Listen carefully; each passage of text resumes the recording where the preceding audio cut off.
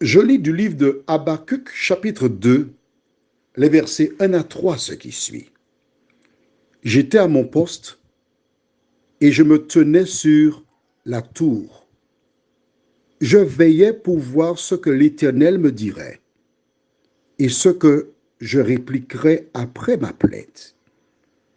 L'Éternel m'adressa la parole et il dit, écris la prophétie, grave-la sur des tables, afin qu'on la lise couramment, car c'est une prophétie dont le temps est déjà fixé. Elle marche vers son terme, et elle ne mentira pas.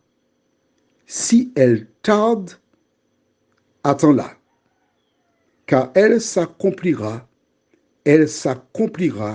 certainement. Prions. Notre Dieu, notre Père, au terme de cette journée, nous venons vers toi pour comprendre comment tu fonctionnes.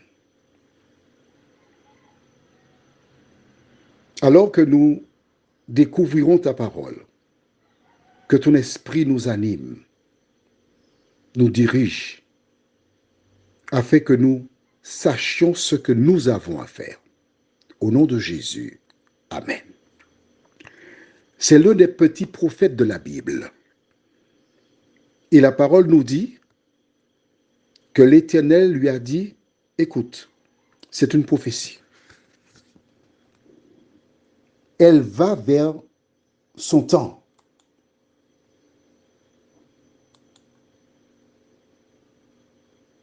Le temps fixé. Elle ne mentira pas. Si elle tarde, attends-la, car elle s'accomplira certainement. Comment comprendre cela? C'est tout simple. Rappelle-toi, Dieu avait dit à Abraham, tu auras une postérité. Parole claire, précise.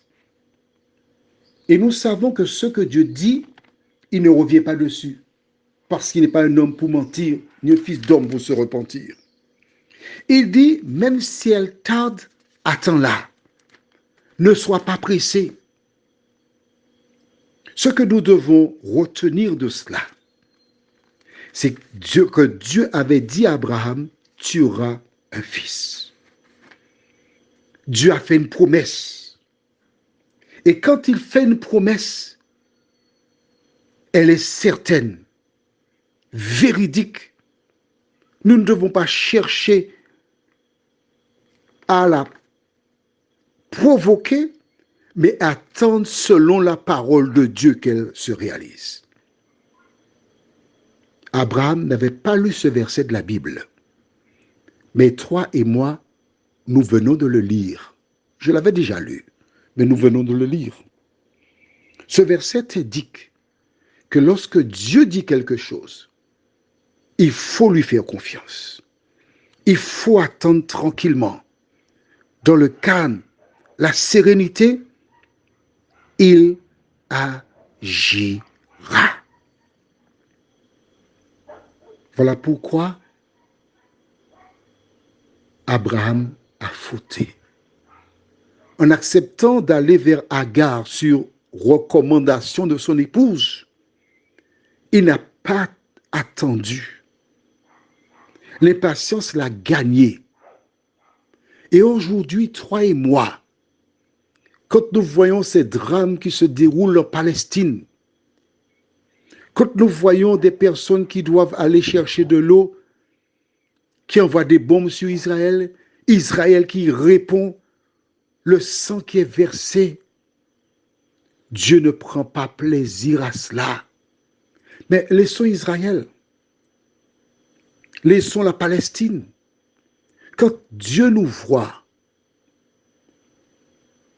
rejeter sa parole, faire à notre tête, quelle souffrance. Pourquoi? Parce qu'on voit les années passées. Je me rappelle quand j'étais enfant, les femmes avaient une crainte de l'âge de 30 ans. Parce que les plus âgés disaient, ah, tu vas couronner cette Catherine. Lorsqu'on n'est pas marié, avant 30 ans, on couronne cette Catherine. Alors beaucoup de personnes se précipitaient pour se marier.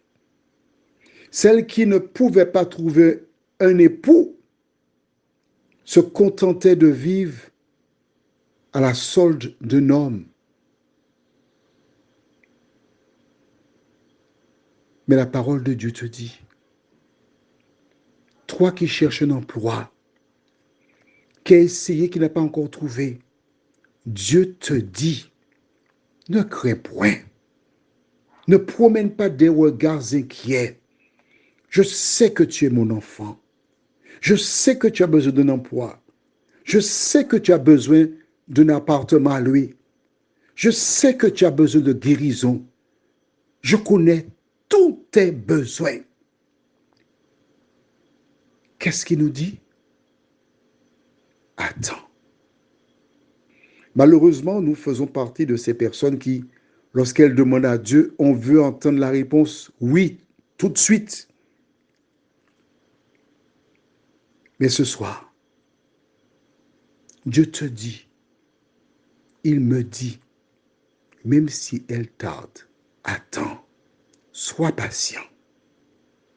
Nous verrons encore plus tard comment Dieu a donné quelque chose de fondamental à Abraham après bien des années.